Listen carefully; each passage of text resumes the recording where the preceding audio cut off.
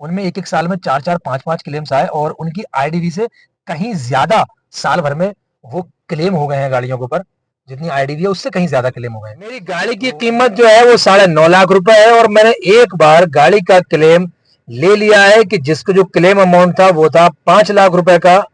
अब क्या मैं दोबारा क्लेम गाड़ी में लेता हूं तो क्या मेरी गाड़ी में 5 लाख रुपए कम होकर के 4.5 लाख का क्लेम मिलेगा या नहीं? अगर आपके भी जहन में कुछ इस तरीके का सवाल है तो प्लीज वीडियो को बिना स्किप किए अंत तक जरूर देखना, क्योंकि इस तरह के सभी सवाल के जवाब आपके इस वीडियो में आज क्लियर होने वाले हैं point two. Hello guys, welcome back my channel. जैसा कि आप सबको मालूम ही है, अपने इस चैनल पर आप लोगों को motor claim, motor insurance, insurance renewal और कार टेक्निकल से रिलेटेड ही मैक्सिमम वीडियो मिलते हैं।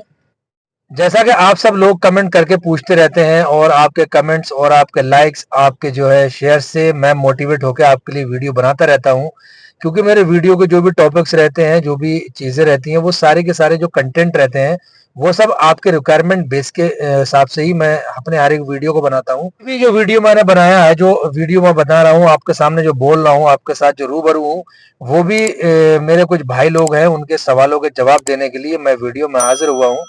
कई सारे लोगों का सवाल मेरे पास आया, तो जैसा कि मैं अभी आप स्क्रीन पे आपको वो सवाल दिखा देता हूं कि ये एक भाई हैं, इन्होंने पूछा कि भाई 9.5 लाख रुपए मेरी गाड़ी की आईडीवी है, उसकी वैल्यू है, कीमत है इंश्योरेंस के अंदर, और अभी मैंने जो है उसमें 5 लाख रुपए का क्लेम ले लिया है, यानी कि जो गाड़ी में नुकसान हुआ होगा उसमें लमसम 5 लाख रुपए के समथिंग का उनका क्लेम अमाउंट बना होगा।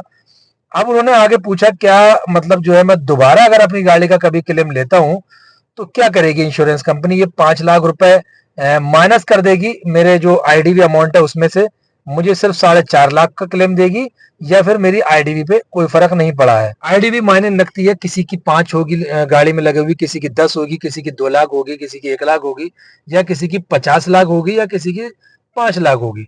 तो मतलब आईडीवी से कोई मायने रखती है। तो ये सवाल जो है ये सबके लिए लागू होता है। ये जो भाई ने मुझसे सवाल किया है, कमेंट किया, ये हर एक बंदे का सवाल हो सकता है, उस बंदे का जिसके पास में अपनी गाड़ी है, वो चाहे फिर बाइक हो या कार हो या ट्रक हो या ट्रैक्टर हो या कैंटर हो या बस हो, कोई भी तरह का व्हीकल है उसके पास में।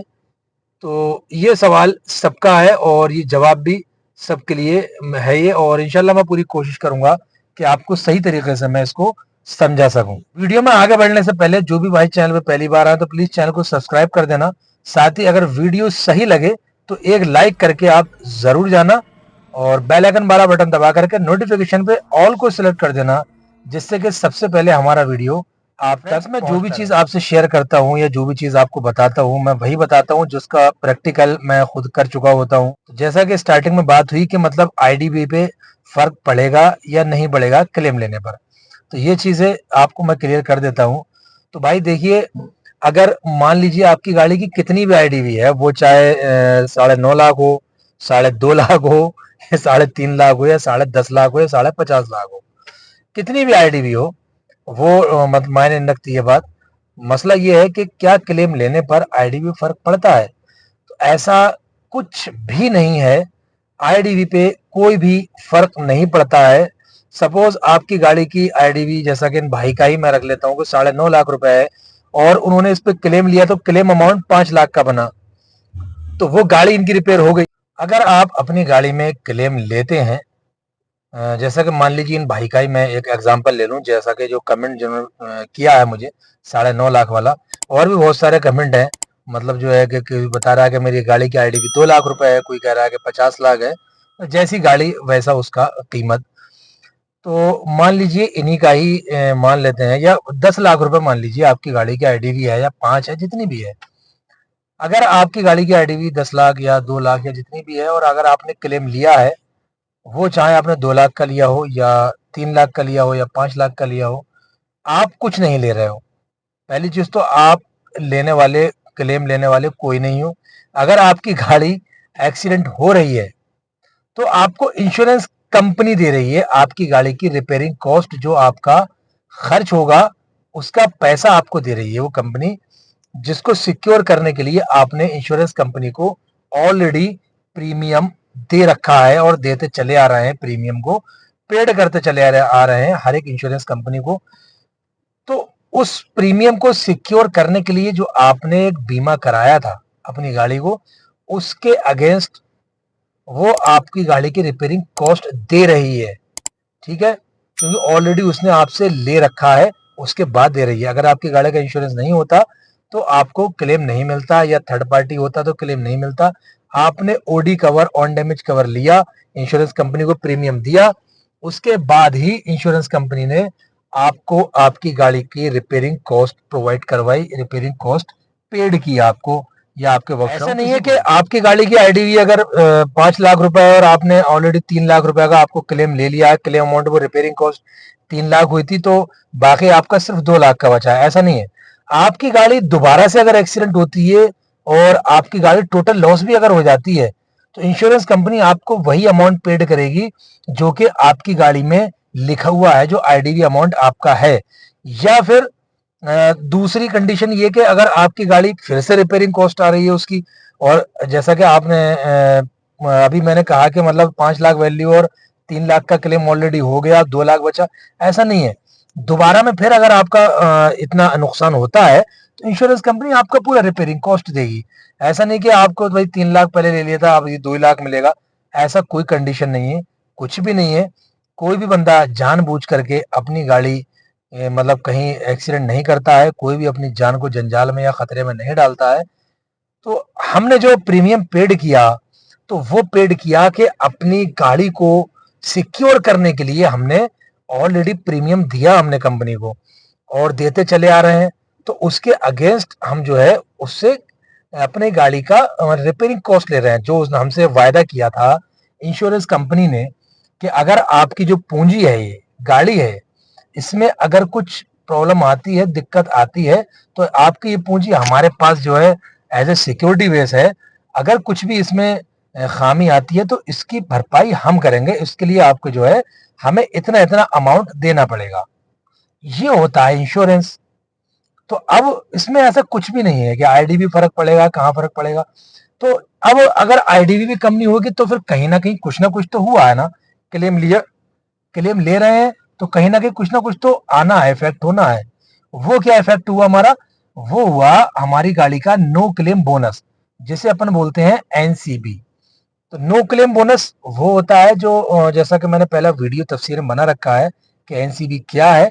डिस्क्रिप्शन में आपको जो है व्हाट्सएप उसका लिंक मिल जाएगा, आप डिस्क्रिप्शन में जाकर के एनसीबी के बारे में पूरा वीडियो दे सकते हैं। तो नो क्लेम बोनस आपका 0 हो जाता है। अब आप एक बार क्लेम लो एक साल में या 10 बार क्लेम लो, वो एनसीबी आपका नेक्स्ट टाइम जो आप रिन्यूअल करवाओगे तो वहां पे जो नो क्लेम बोनस, क्लेम ना लेने पर आपका जो भी 20% हो या 50% हो, जितना भी हो, वो आपका खत्म हो जाता है। अब उसके बदले में जो आपका माइनस होता नेट अमाउंट का 20% या 35%, जितना भी आपका एनसीबी था, वो इधर प्लस हो जाएगा जब इंश्योरेंस आप रिन्यूअल कराओगे।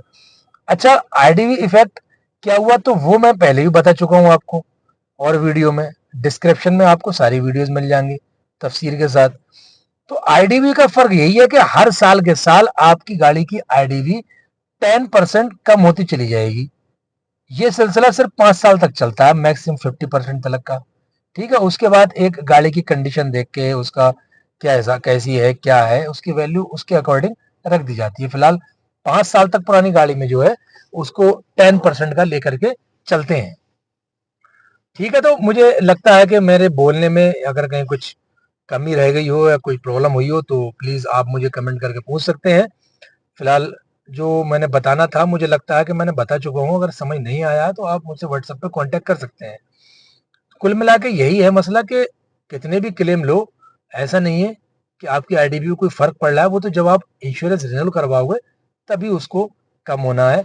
सिर्फ और सिर्फ आपका एनसीबी उसमें से डिस्ट्रॉय होता है, वो खत्म हो जाता है। और अगर एक से ज्यादा आप क्लेम लेते हो तो वहां पे कंडीशनल मतलब जो है कंडीशंस अप्लाई हो जाती हैं कि अगर नील डैप पॉलिसी है तो भाई अब इधर को ये नील डैप नहीं मिलेगा या मिलेगा। ऐसा जो कंडीशंस हर एक इंश्योरेंस कंपनी की अपनी अलग है, कोई फिक्स नहीं है कि इतना ले लिया है अब इतना मिलेगा, ऐसा कुछ भी नहीं है, कहीं भी नहीं है। फिलहाल अभी तक मैंने नहीं देखा है, या नियम अगर ये है या नहीं है मुझे नहीं पता, लेकिन अपने 17-18 साल के कैरियर में ऐसा कोई केस नहीं आया है। कई सारी ऐसे ही मेरे पास केसेस हुए, जो पर्टिकुलर गाड़ी जो रनिंग हमारे ही पास रहती हैं, उनमें एक-एक साल में 4-4 5-5 क्लेम्स आए और उनकी आईडीवी से कहीं ज़्यादा साल भर में वो क्लेम हो गए हैं गाड़ियों के ऊपर। जितनी आईडीवी है उससे कहीं ज़्यादा क्लेम हो गए हैं। तो मुझे ऐसा लगा नहीं कि कहीं कुछ हुआ है, और ना ही कोई हमें जो पेमेंट हुआ इंश्योरेंस कंपनी ने किया, जो कैशलेस थी, कुछ नॉन कैशलेस थी, उसमें कहीं कुछ ऐसा काटा-पीटी नहीं हुई है। तो उसी को नज़र में रखते हुए मैंने आपको ये वीडियो आपके हवाले की है। आप जितने बार आपकी गाड़ी एक्सीडेंट हो उतने बार आप क्लेम ले सकते हैं, और लेकिन ध्यान रहे जेन्युइन हो। कोई मतलब जो है उसमें नकली एनसी प्रूफ नहीं होना चाहिए, और ना ही आप नकली एनसी वाला काम करें। अदरवाइज आपको उसमें से जो है नो क्लेम आपकी गाड़ी को किया जा सकता है, अगर किसी भी तरह की कोई भी नकली एजेंसी उसमें साबित होती है तो। उम्मीद करता हूँ कि मेरी बात आपको समझ आ गई होगी। अगर वीडियो सही लगा हो प्लीज एक लाइक करके वीडियो पे जरूर जाना। अगर चैनल पे आप नए हैं तो चैनल को सब्सक्राइब कर देना, साथ ही बेल आइकन वाला बटन दबा करके नोटिफिकेशन पे ऑल को सिलेक्ट कर देना, जिससे कि सबसे पहले हमारे जैसी भी टूटी फूटी जो जानकारी वाली वीडियो है वो आप तक पहुंचती रहे। मिलते हैं फिर किसी नेक्स्ट वीडियो में नेक्स्ट टॉपिक के साथ में। दुआओं में याद रखना। जय हिंद।